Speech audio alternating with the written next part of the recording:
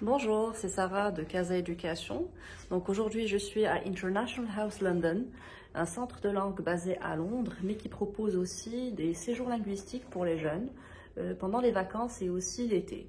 Donc j'ai avec moi Monsieur Kamel qui va nous parler des différents programmes ainsi que des centres. Bonjour, je m'appelle Kamel Koufi, je suis de International House London, je suis responsable régional et je vais vous parler un petit peu de IH London.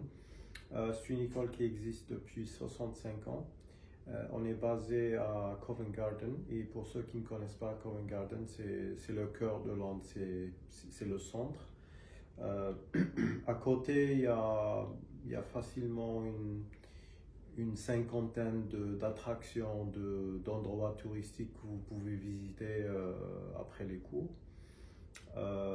L'immeuble où on est situé est composé de 9 étages. On dispose de 54 salles de classe comme celle-ci. Et en plus de ça, on a une bibliothèque, cafétéria et une salle de computer room. Voilà pour le location. Alors, pourriez-vous nous dire quelle est la tranche d'âge acceptée pour commencer les programmes d'anglais général?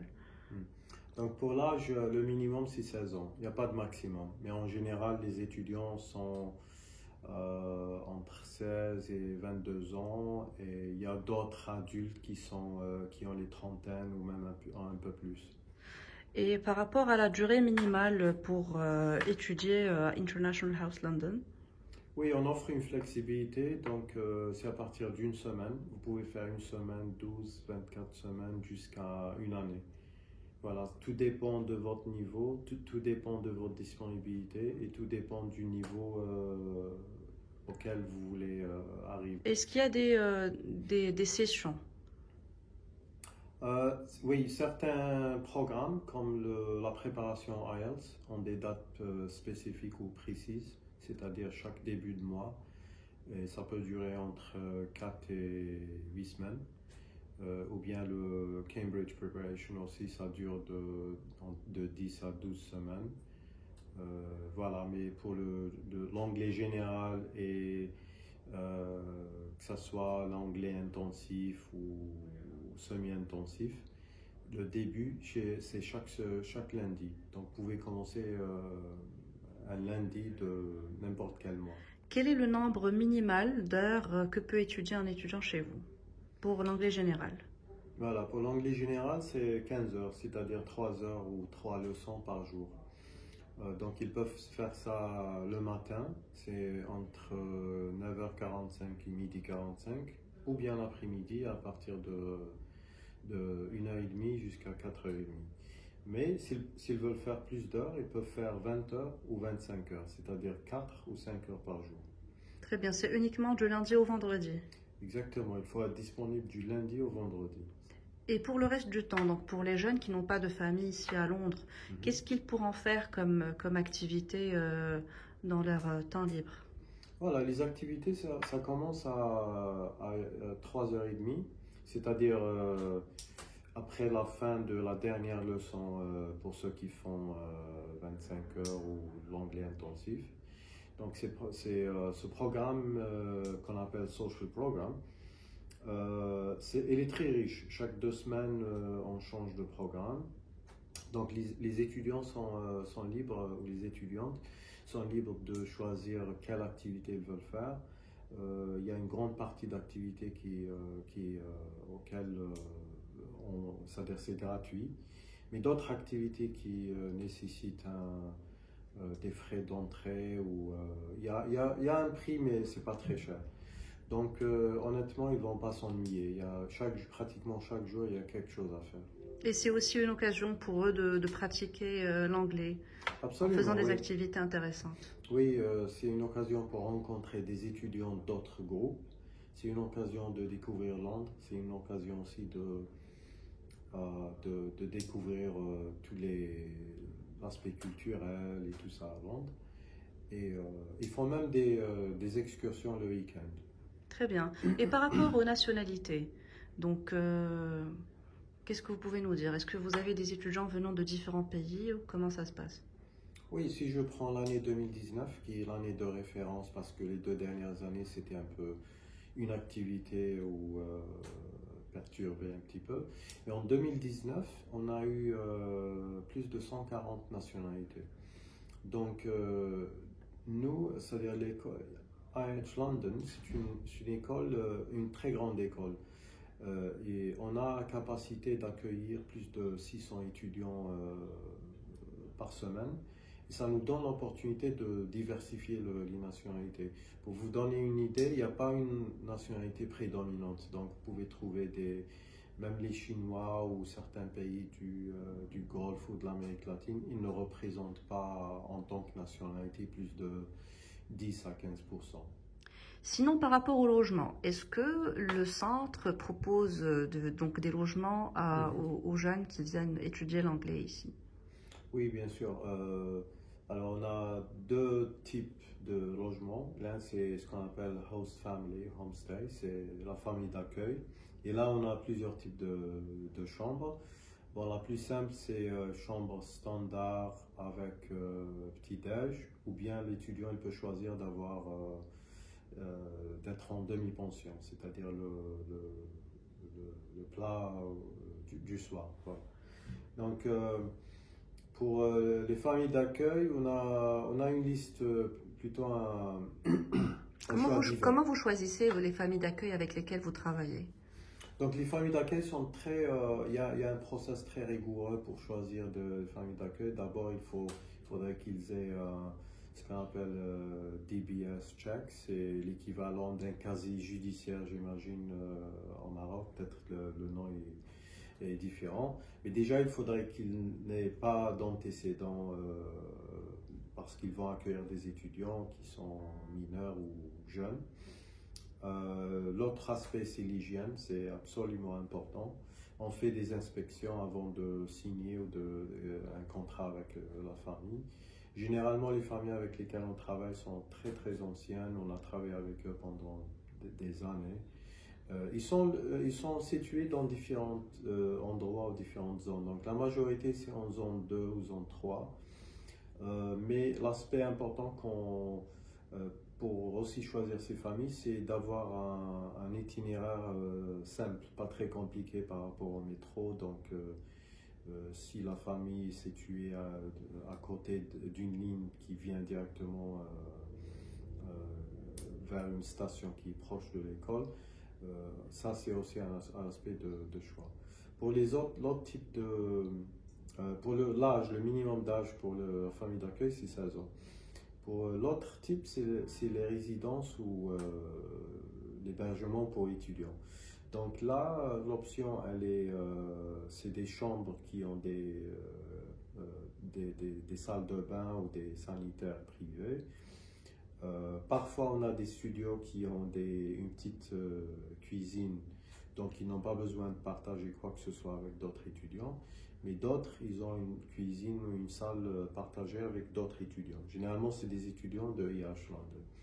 Mais ce qu'on n'offre pas pour les résidences, c'est la nourriture. La nourriture, voilà. Il faudrait qu'ils trouvent un moyen, soit d'utiliser la cuisine ou d'acheter à l'extérieur. Et j'imagine que les prix diffèrent donc d'un type de logement à un autre. Voilà, donc pour le homestay ou la famille d'accueil, le minimum c'est 206 pounds par semaine. 206 pounds, il faut aussi penser aux autres frais, c'est-à-dire les 206 pounds, ça inclut les factures d'électricité, internet et tout ça, les taxes. Donc l'étudiant il ne paye pas plus que 206 par semaine, s'il a juste besoin de la chambre plus le petit-déj. Pour la résidence, c'est à partir de 399 pounds pour une chambre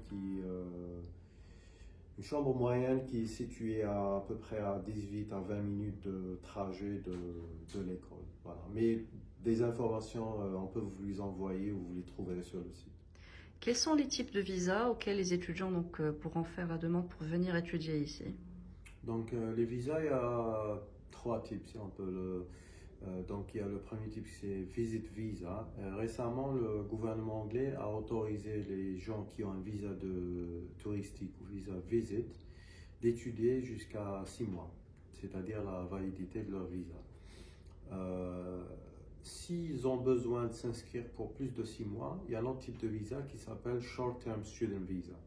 Et ce visa-là est valable 11 mois et 2 semaines à peu près. Donc ça c'est le deuxième type. Si l'étudiant a un IELTS de 4.0, il a la possibilité d'avoir un CAS parce que EH London ont ce qu'on appelle Highly Trusted Status, HTS, qui nous donne la possibilité de délivrer des CAS. Donc le CAS ou le Tier 4 Visa qui est appelé actuellement Student Visa, c'est un type de visa qui pratiquement garantit, il a un taux de succès très élevé. Du moment que l'étudiant a les documents, qu'il remplit les conditions, en général, il y a très très peu de risques. C'est ça l'avantage en réalité. Donc on a 3 types de visas. Mais en cas de refus de visa, est-ce que International House London rembourse l'étudiant? Oui, selon nos termes et conditions, on rembourse.